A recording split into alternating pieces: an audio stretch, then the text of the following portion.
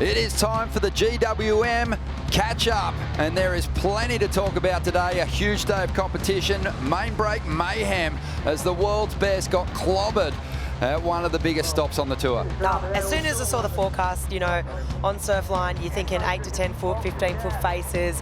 It's guaranteed destruction. You've got broken boards, bailing boards. This heroic moment by young local wildcard Willow Hardy. Didn't make the drop, but what an effort. Had plenty of broken boards. It was absolute chaos. You got to be prepared when you come to the West, Rich. We love this stuff. It's surfer against the ocean, and well, in some cases, the ocean actually won today. We must have had 10 to a dozen broken boards, but everyone rallied and stood up for the challenge. Another big highlight today was some of the performances we saw under pressure, surviving the women's elimination round in tough conditions. Bettylou, Sakura Johnson. Yeah, Betty did well. I mean, she spoke to it in her post-heat interview. She said it was tough out there. It was literally wave catching contest. You're playing a lot of cat and mouse, but Bettylou, Sally, Erin and Lakey all advancing. Yeah, really solid performances. Love what we saw from Erin Brooks out there. We sure did love it, and being coached by the local legend, Jake the Snake Patterson. Erin surfing exceptionally well and getting through.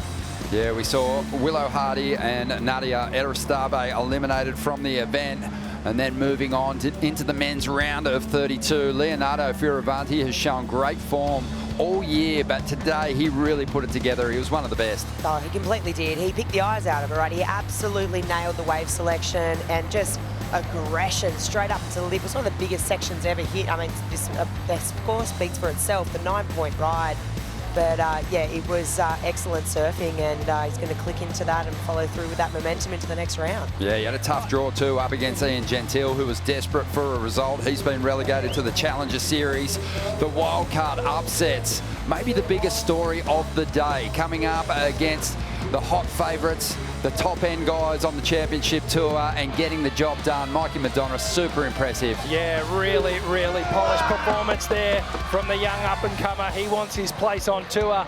And then the local kid, Jacob Wilcox. He's had his time on tour. He's fallen off and he wants to get back there. And with performances like this, we'll see him get to back into the championship tour. He took down one of the absolute favourites of the event, Leo Fioravanti, the #1 rated surfer in the world. Sent him packing. Yeah, Mike Madonna got rid of Iago Dora. Super impressive stuff. The draw's obviously going to continue to be tough for our wildcards, but they seem up for the challenge. And then what about this? The last heat, the round of 32, the local boy, Jack Robinson, the hot favourite, going up against Hawaii's Imai Kalani-Deval. Oh, this was such a tough matchup for Imai, right? He said it. Imai came up with the #1 man to beat. Jack, he's won out here twice, all the experience, but I mean, it was the biggest upset. Imai dropped this 8-point ride, beautiful surfing, and Jack just, you know, couldn't string it, you know, couldn't really get it together out there. And Imai, though, he's still keeping his dream alive. I mean, he needs a big result, right? Basically needs to win, but he's keeping it alive.